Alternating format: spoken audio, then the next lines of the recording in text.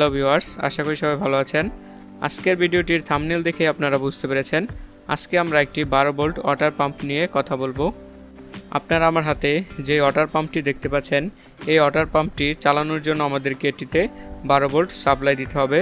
তো আপনি এই ওয়াটার পাম্পটিতে ব্যাটারি থেকে অথবা আপনাদের বাসাবাড়িতে যে সোলার সিস্টেম আছে সেই সোলার সিস্টেম থেকেও কিন্তু খুব সহজেই এই ওয়াটার পাম্পটিতে পাওয়ার দিতে পারবেন। এবং আপনারা দেখতে পাচ্ছেন এই ওয়াটার পাম্পটি কিন্তু সাইজেও খুবই ছোট। এই মোটরটি কিন্তু একটি সাবমার্সিবল টাইপ ওয়াটার পাম্প, অর্থাৎ এই ওয়াটার পাম্পটি দিয়ে যদি আপনাদেরকে পানি উঠাতে হয় তাহলে কিন্তু এই ওয়াটার পাম্পটি অবশ্যই আপনাদেরকে পানিতে ডুবিয়ে রেখে তারপর পানি উঠাতে হবে। এই ওয়াটার পাম্পটি প্রায় 5 মিটার পানির নিচে ডুবে থাকতে পারে।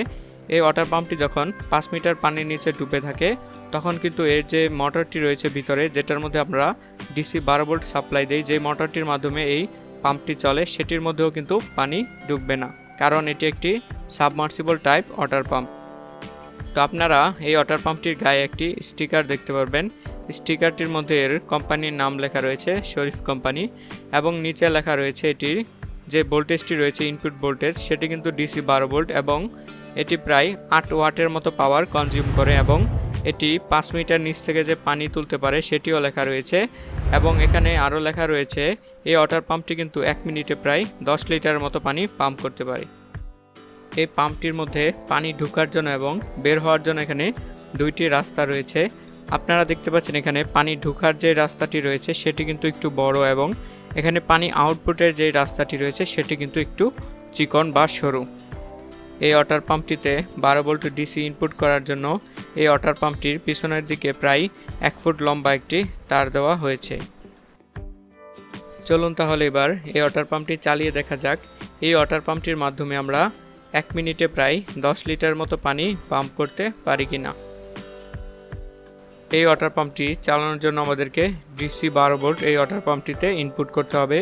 তো এখানে আমি ডিসি 12 ভোল্ট ইনপুট করার জন্য এখানে 18650 মডেলের যে ব্যাটারিগুলো রয়েছে সেই ব্যাটারিগুলো 3টি ব্যাটারি একসাথে সিরিজে সংযুক্ত করে এখানে আমি এই ওয়াটার পাম্পটিতে 12 ভোল্ট সাপ্লাই দিব। তারপর আমি এখানে একটি বালতি নিয়ে নিতেছি। এই বালতিতে মোটামুটি 10 লিটারের মতো পানি ধরে। তারপর বালতিটির মধ্যে এই পাম্পটি ডুবিয়ে দিব, কারণ এটি সাবমার্সিবল টাইপ ওয়াটার পাম্প, তাই এটিকে পানির মধ্যে ডুবিয়ে তারপর আমাদেরকে পানি উঠাতে হবে। তারপর আপনারা দেখতে পাচ্ছেন এখানে আমরা যেই ব্যাটারি কেসটি নিয়েছিলাম সেটি থেকে যখন এই সাবমার্সিবল টাইপ ওয়াটার পাম্পটিতে পাওয়ার দিতেছি তার সাথে সাথেই কিন্তু এখানে আমরা আউটপুটে যে পাইপটি লাগিয়েছিলাম সেই পাইপের মধ্যে দিয়ে কিন্তু পানি বের হয়ে আসতেছে। তারপর আমরা যেই সাবমার্সিবল টাইপ ওয়াটার পাম্পটি রয়েছে সেটিকে বালতির মধ্যে ফিক্সড করে লাগিয়ে দিলাম, এবং এই বালতির মধ্যে প্রায় মোটামুটি 10 লিটারের মতো পানি ছিল। তো আমরা ঘড়ি ধরে দেখলাম কি প্রায় 48 সেকেন্ডের মধ্যে এই ওয়াটার পাম্পটি পুরো বালতির পানিটি খালি করে ফেলেছে। তার মানে এখানে যে 1 মিনিটে প্রায় 10 লিটারের মতো পানি পাম্প করে লেখা ছিল সেটি সত্যতা এখানে প্রমাণ পাওয়া গেছে। তো আশা করি এই ভিডিওটির মাধ্যমে আপনারা এই ওয়াটার পাম্পটি সম্পর্কে খুব ভালোভাবে জানতে পেরেছেন।